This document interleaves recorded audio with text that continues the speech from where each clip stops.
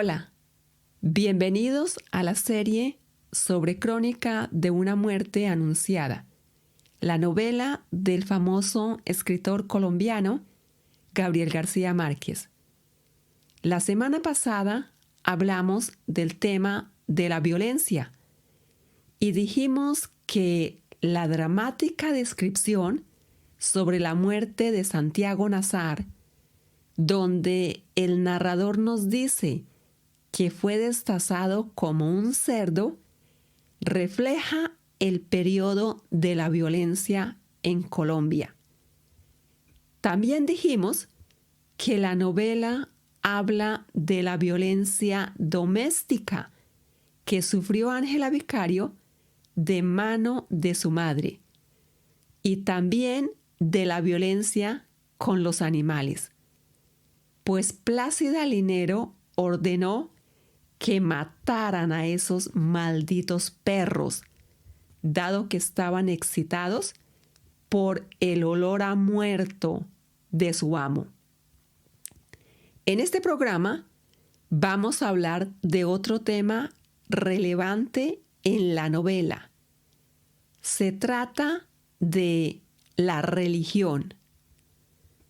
Hemos mencionado varias veces que la novela se desarrolla en una sociedad machista, conservadora y católica. Esto afecta la vida de los personajes y su papel en la sociedad. La novela empieza con la muerte de Santiago. Sabemos que uno de los habitantes del pueblo, que se llama Santiago Nazar, va a morir. Pero enseguida aprendemos también que ese desafortunado día va a llegar el obispo al pueblo. El obispo es la persona más importante a nivel religioso en el pueblo después del sacerdote, después del padre Carmen Amador. El obispo es la representación de Dios en la tierra, aunque este personaje no muestra ningún tipo de cercanía con la gente. Todo el pueblo lo está esperando con regalos, con gallos de crestas apetitosas, porque la sopa de cresta de gallos era su comida favorita. Además, la gente le rinde pleitesía y honores, como es el caso de Santiago Nazar, que se vistió de blanco pontifical por si tenía la oportunidad de besarle el anillo. Sí, la gente hace eso. Besarle el anillo al obispo es signo de reverencia y respeto. Y claro, no todo el mundo lo logra. El narrador no nos dice que Santiago va a besarle el anillo. Nos dice que va a buscar esa posibilidad, de manera que besarle el anillo al obispo es algo muy exclusivo. También la gente le atribuye poderes especiales al obispo, poderes de sanación, al punto que el narrador nos cuenta que al puerto le llevaron a todos los enfermos para que recibieran la medicina de Dios. Los habitantes demuestran mucho cariño y respeto por el obispo. Y vemos que no son retribuidos por él. Lo único que reciben es una bendición lejana.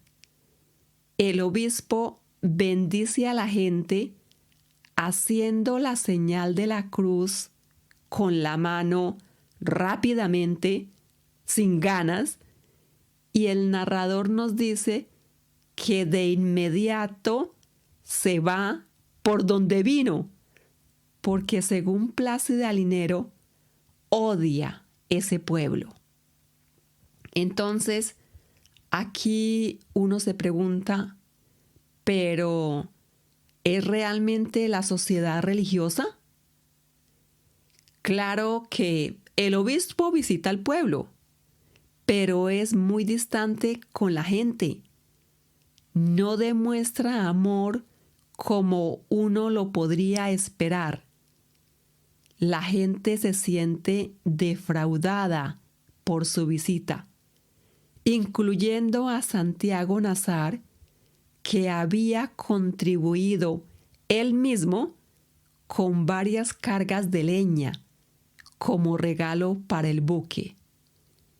Y él mismo había escogido los mejores gallos con crestas apetitosas. Este hombre no es un buen representante de Dios. El obispo no representa lo que uno podría esperar de un líder religioso.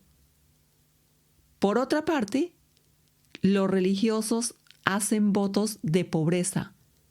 Sin embargo, el buque del obispo, según lo describe el narrador, era nuevo y bastante cómodo. Ese estilo de vida lujoso no es lo que uno esperaría de una persona que debe llevar una vida modesta.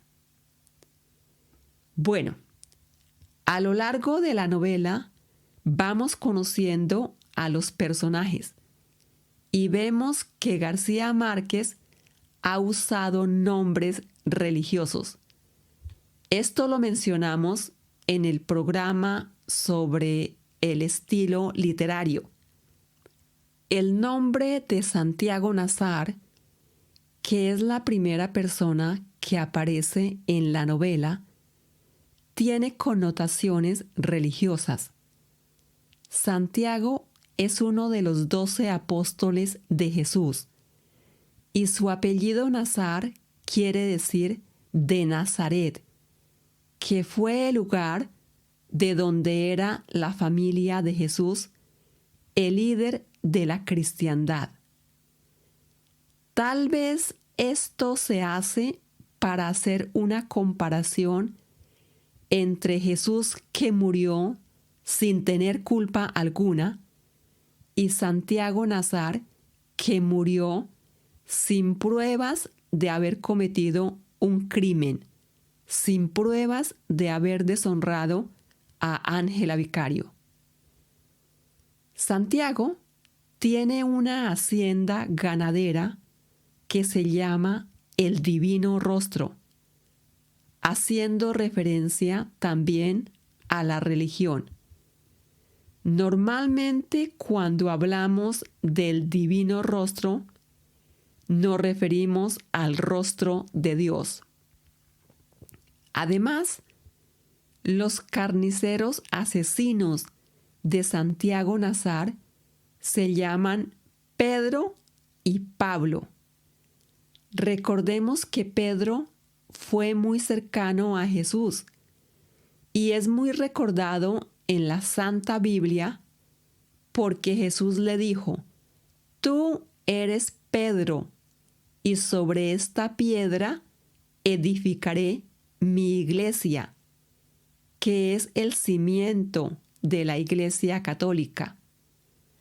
A su vez, Pablo es uno de los apóstoles más importantes. Evidencia de esto son las cartas que le escribió a muchas comunidades y que aparecen en el Nuevo Testamento, en la Biblia. Pedro y Pablo son dos apóstoles importantes en la religión católica. En contraste, En el caso de los hermanos de Ángela, son ellos los que cometen el crimen, los asesinos. Esto parece irónico y uno se pregunta si realmente la sociedad en la novela es religiosa. El obispo no demuestra amor por la gente y los gemelos Vicario son unos matones, unos asesinos. Otro nombre religioso es el de María Alejandrina Cervantes. Es irónico que la dueña del burdel, que arrasó con la virginidad de toda esa generación del narrador, según lo cuenta él mismo, se llame como la Virgen, como la Madre de Jesús, se llame María.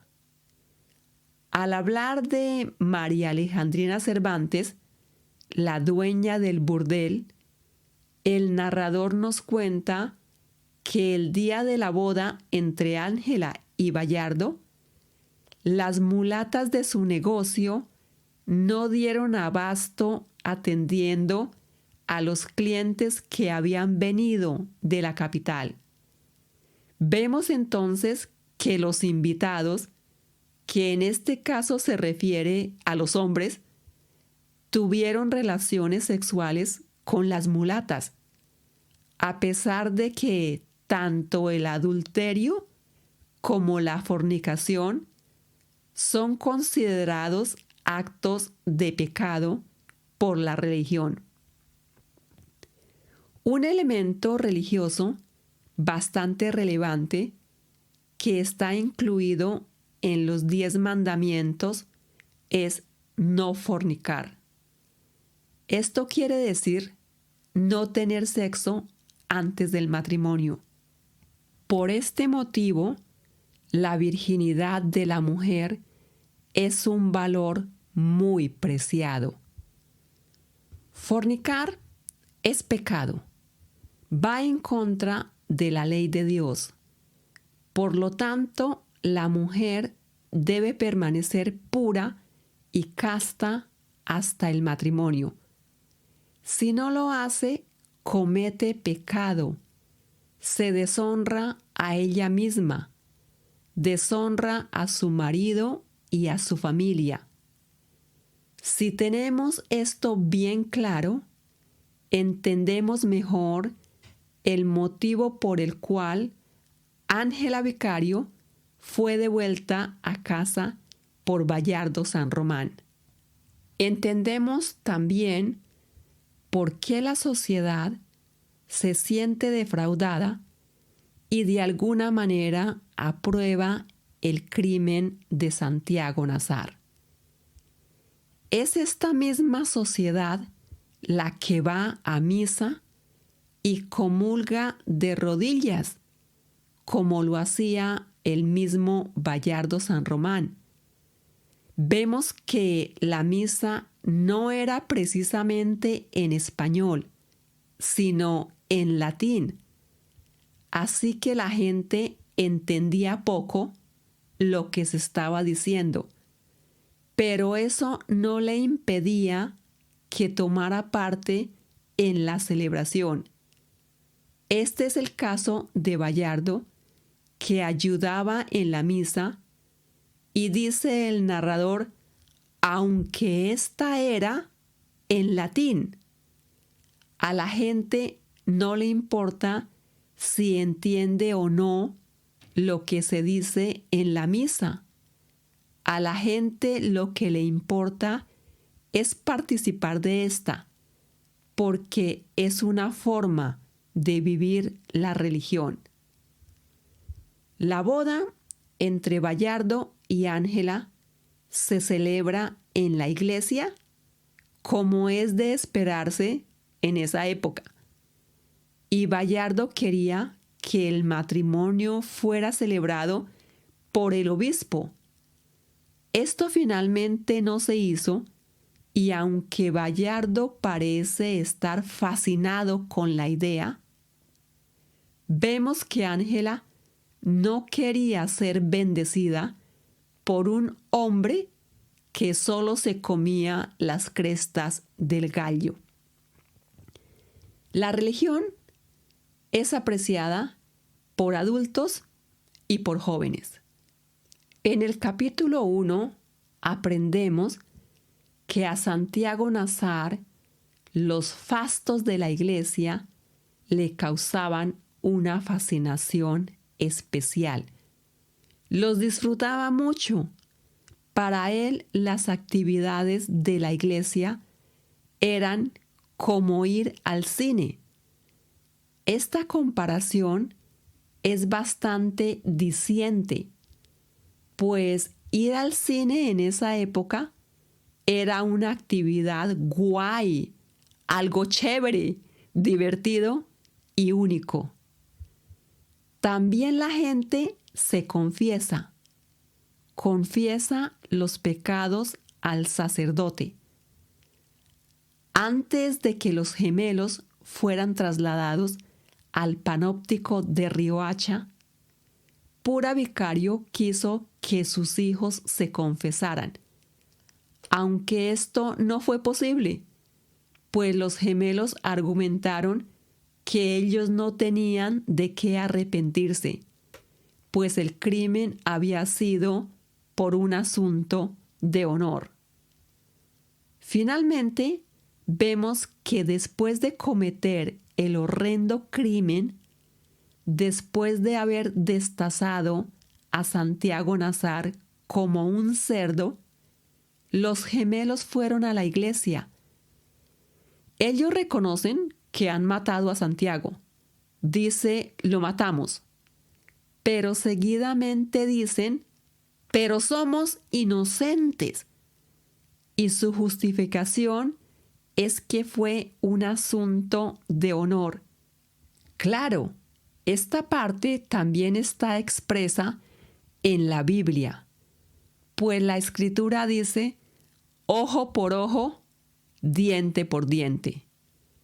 En otras palabras, Santiago Nazar ha fornicado con Ángela, la ha deshonrado.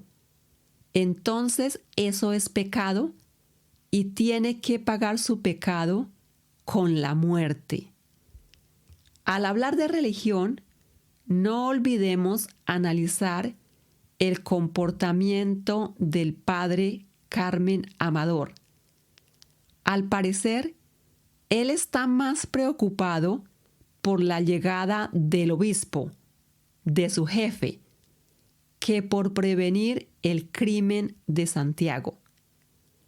Él sabe que la vida de Santiago corre peligro porque Cleotilde Armenta le ha enviado un mensaje directamente con la monja que fue a comprar la leche. Sin embargo, al padre Carmen Amador se le olvidó prevenir a Santiago y su excusa fue bastante simple, dado que dijo, imagínese, ese día llegaba el obispo. A él solo le importa tener contento a su jefe. Eso es más importante que salvarle la vida a una persona. Así que, como Judas, el apóstol que traicionó a Jesús, o mejor aún, como Poncio Pilato en el relato del Evangelio, el padre Carmen Amador se lava las manos y dice que ese no era su asunto, sino el problema del alcalde, que era la autoridad civil. Esta excusa es bastante mediocre. Pero no todo es negativo con respecto a la religión. Al final de la novela vemos un acto bastante admirable de perdón. Bayardo San Román supera la afrenta de su deshonra y vuelve con Ángela Vicario.